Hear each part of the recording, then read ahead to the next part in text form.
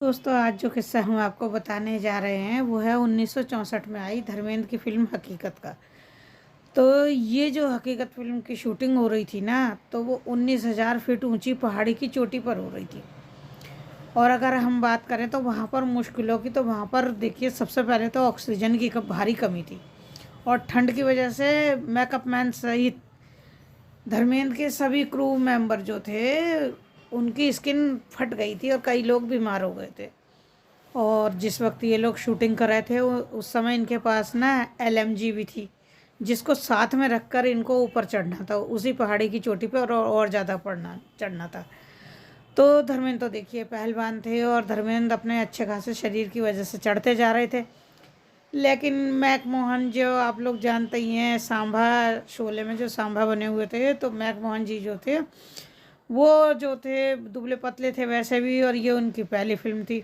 अब वो चढ़ें तो कैसे चढ़ें, क्योंकि उनसे तो चढ़ा नहीं जा रहा था। हुआ यूँ कि धर्मेंद्र और धर्मेंद्र के साथ एक साथी और था, और ये मैकमोहन, इन तीनों को चेतनानंद डायरेक्टर थे उस पिक्चर के, उन्होंने कहा कि आप लोग ना वो जो जगह है वहाँ तक चल के जाओ, हमें जूम लेना है, और जब तुम लोग जाओगे तो दूसरे लोग भी चले जाएंगे और हम सीन ले लेंगे।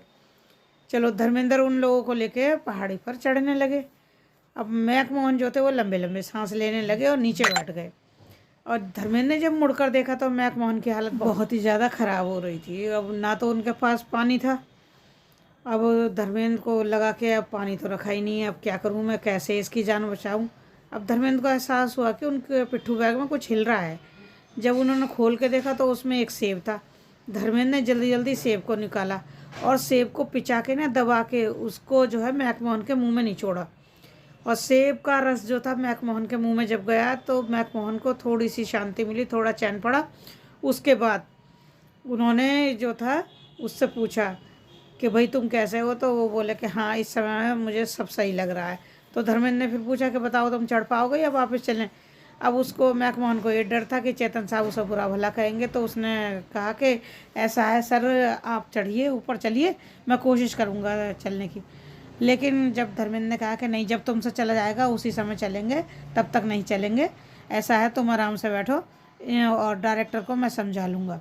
उन्होंने मैकमोहन की इतनी हेल्प की, शायद उस समय मैकमोहन के साथ पता नहीं जान भी जा सकती थी, कुछ हो भी सकता था। और इतनी ऊंचाई पे देखिए, जब उस समय तो कोई हेल्प भी नहीं मिलती थी। तो इस तरह धर्मेंद्र ने मैकमोहन की जान बचाई। और ये किस्सा खुद धर्म जी ने सुनाया था। वो अभी टीवी पर एक प्रोग्राम आया था, उसमें आए थे, तब उन्होंने ये किस्सा सुनाया था, सबके साथ शेयर किया था।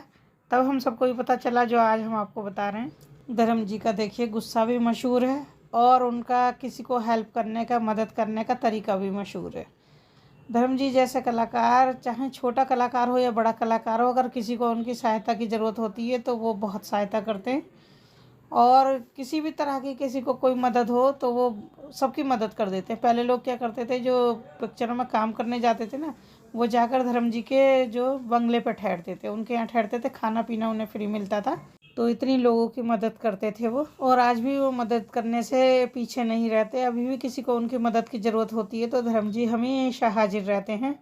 तो ऐसे हैं हमारे धर्मपा जी। तो दोस्तों सुना आपने ये रोचक किस्सा, आपको कैसा लगा ज़रूर बताइए। ऐसे हैं हमारे धर्मपा जी, और इसी तरह से लोगों की मदद करते हैं, मदद करने में वो पीछे नहीं रहते हैं। मैकमोहन की उन्होंने इसी तरह से जान बचाई थी। तो चलिए, अगर आपको ये किस्सा अच्छा लगा हो तो प्लीज़ लाइक कीजिए, शेयर कीजिए, और अगर आप नए हैं तो चैनल को सब्सक्राइब ज़रूर कर लीजिए। चलिए मिलते हैं अगली वीडियो में, तब तक के लिए नमस्कार।